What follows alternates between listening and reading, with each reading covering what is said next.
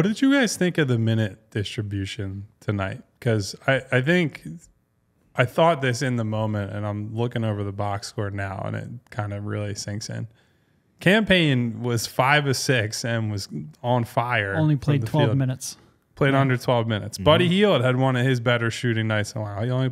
He played 20 minutes, and he didn't check into that game in the second half until, I want to say, like the 3:30 mark. I'd have to double check that, but didn't come in till late.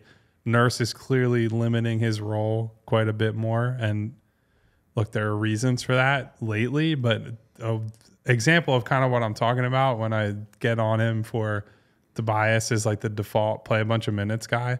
Tobias sucked for most of this game, and he still has the luxury of, well, he's getting the closing minutes and was able to have that nice moment because he is afforded that. Meanwhile, other guys played well.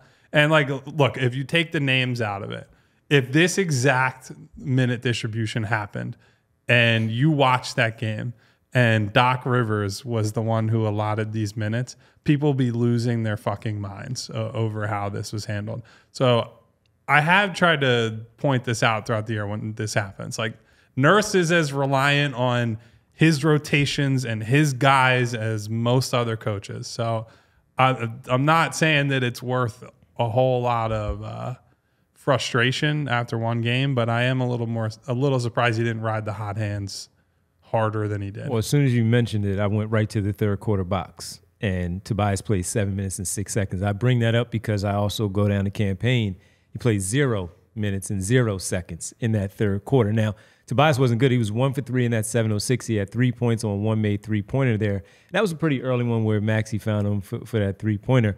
But that was important because now going into the fourth, while he did score 9 points in the fourth quarter, at that point we were like, all right, here we go again. Yeah. This guy can't play in the fourth quarter. What happens, KJ Martin comes out, and he gets a few of those minutes there early, and he looks decent out there, makes a layup, driving layup, a good defensive possession, had a tough one called on him against Giannis the other way, but again, it's Giannis against KJ Martin. That's going to go one way.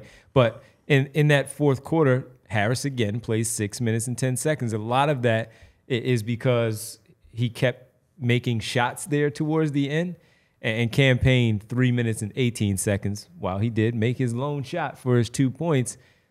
That's how much time he got in the second half after playing really well in the first. 3 minutes and 18 seconds. I do think part of tonight, I think he probably wanted to have Tobias on the floor in part to help defend Giannis. Yeah. Really outside of Paul Reed, the Sixers had nobody who could match up with him. I think he also wanted to show some size to Dame as well. Like, he had Kelly on him a lot. I think part of that was because, like I said, he wanted to show Dame some size, get someone who could go through screens a little bit. I think that's probably, and Kelly played 33 minutes and ended up with 9 points on 13 shots. And, he was not on his game in terms of his offensive productivity.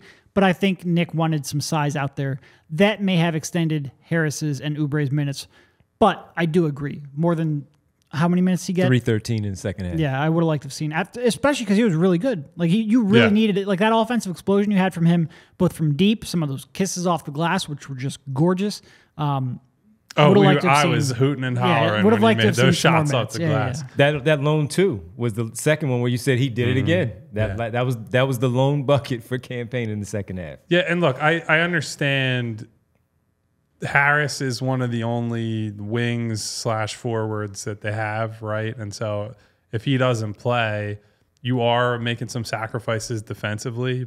And I take the point that you guys are making regarding Giannis and wanting to throw size at him. That's completely reasonable. I do think to a degree it's just like I'll live with Giannis. He's going to score, right? Like he's going to score or he's going to get fouled one way or another.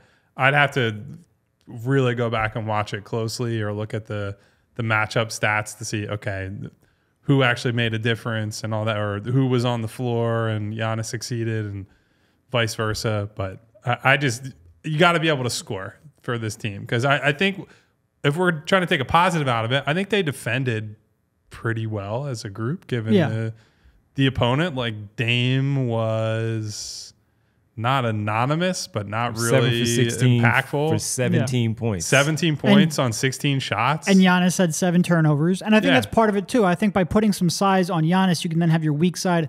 like Paul Reed come over and help. You could have your wing players dig down, and maybe if you can hold him up on his initial surge, you have a chance to force him into some turnovers. And I think they tried to do that. So again, I'm just playing a little devil's advocate. Yeah. More often than not, and we just had another show on this the other day. Yeah, I'm in favor of cutting Tobias' minutes, and he was. And again, I think the fourth quarter put a little bit of lipstick on this pig. Yep. He was wretched there through 3 quarters, like actively destructful. I don't want that to get lost in the box score. He was borderline unplayable again for most of this game. We